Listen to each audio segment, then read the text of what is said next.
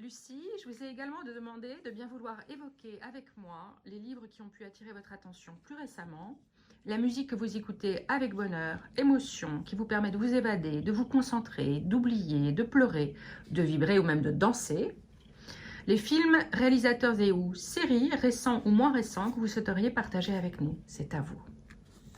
Alors récemment, j'ai eu un coup de foudre complet pour un ouvrage qui est écrit par un auteur qui s'appelle Mathias Rambaud et le titre en est Fille donnée aux Adamites. Très beau titre, très énigmatique. Et dans mon panthéon littéraire, j'ai évidemment oublié de mentionner Gracq, qui est probablement l'auteur que je place au-dessus de, peut-être pas au-dessus de tous, mais qui a été très important pour moi. Et il m'a fait penser, ça faisait longtemps que j'avais pas eu cette impression d'immersion dans une écriture solaire, c'est peut-être pas le terme parce qu'elle a quelque chose de saturnien, mais une écriture qui pour moi incarne la quintessence de la littérature. Donc à la fois un foisonnement d'émotions, une richesse de perception et une acuité dans la description de ces perceptions, soutenue par une langue extraordinaire où les mots sont beaux, admirablement choisis et avec aussi une originalité ou en tout cas une plume très originale, unique. Voilà, donc très bel ouvrage sorti en septembre dernier, je crois. Fille donnée aux Adamites. Pour la musique, ce que j'écoute, alors il y a des choses que j'écoute beaucoup de classiques et de jazz par ma formation ayant travaillé pour un festival de jazz. J'ai beaucoup écouté récemment Keith Jarrett parce que évidemment on en a beaucoup parlé. Et le problème de la musique devient que quand on écrit, se plonger. Enfin, je suis assez obsessionnelle dans ma musique, c'est-à-dire que je vais me plonger, je vais avoir des périodes, une période Keith Jarrett ou une période Beethoven par exemple. Et Beethoven m'accompagne aussi beaucoup. Et le problème, c'est qu'on est forcément. Ensuite, ça déteint, c'est-à-dire qu'on entre dans l'univers d'un autre artiste. Et il faut faire attention à pas écrire ce qu'ils disent en musique. Et donc, on a tendance. C'est un peu comme quand on a une conversation avec un ami. On est une personne avec un ami, on va être une autre personne avec un autre ami. Donc, si j'écoute du Keith Jarrett, je sais que je vais écrire certaines choses. Si j'écris. J'aime beaucoup les gens. J'aime beaucoup Glenn Gould aussi, les interprétations de Glenn Gould. Alors, c'est un peu impensif de le dire, mais je trouve qu'ils ont un peu en commun cette exigence. Et si je parle d'eux, c'est parce que ce sont des modèles pour moi en termes de quête artistique et de création artistique, parce qu'il faut avoir cette exigence-là. Ils l'ont, alors ce sont de prodiges. Mais ce sont de réelles inspirations et je pense que leur musique et leurs interprétations expriment ça. Et comme à fréquenter des gens intelligents, on devient plus intelligent soi-même.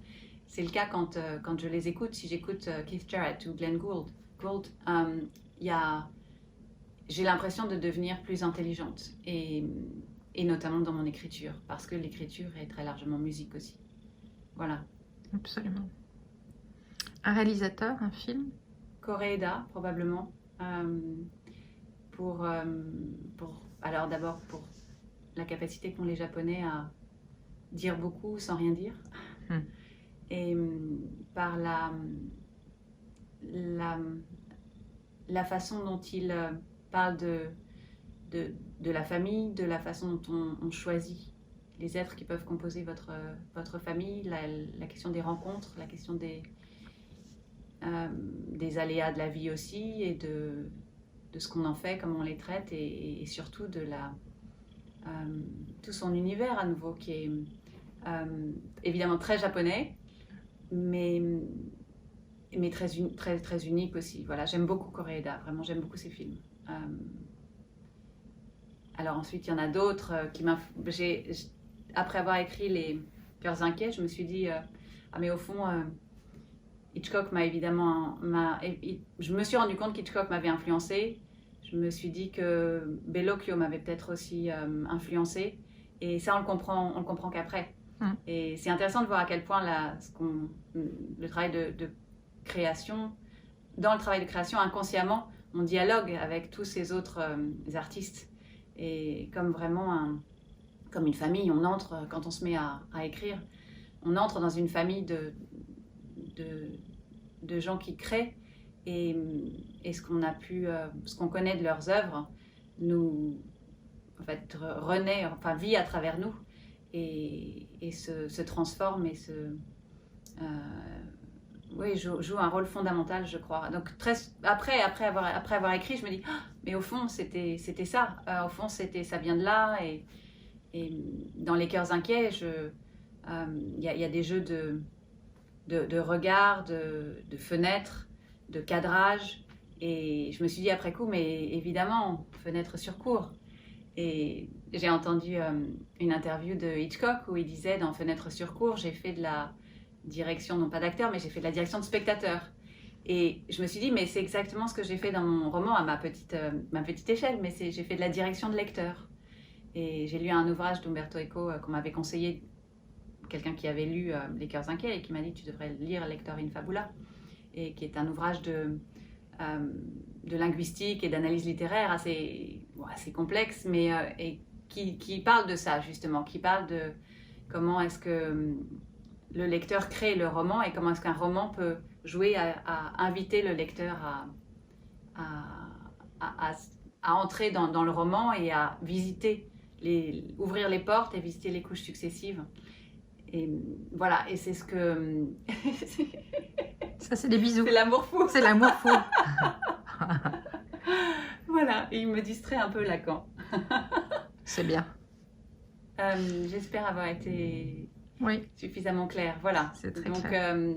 Mais c'est vrai qu'il y a une partie, il y a un passage dans votre livre où c'est vraiment l'impression de fenêtre sur cour. Donc je pense que quand vous l'avez écrit, vous ne réalisez pas. Mais je me souviens très bien, moi, pour avoir lu le livre il y a quelques mois, d'y avoir pensé. Pas du tout. Et vraiment, c'est ça. Ce que je fais, c'est de la direction de lecteur en un sens. C'est-à-dire je mène le lecteur dans certaines directions et puis ensuite, qui ne sont pas forcément les bonnes, mais je m'amuse à jouer avec ça et à créer le mystère et l'interrogation, etc.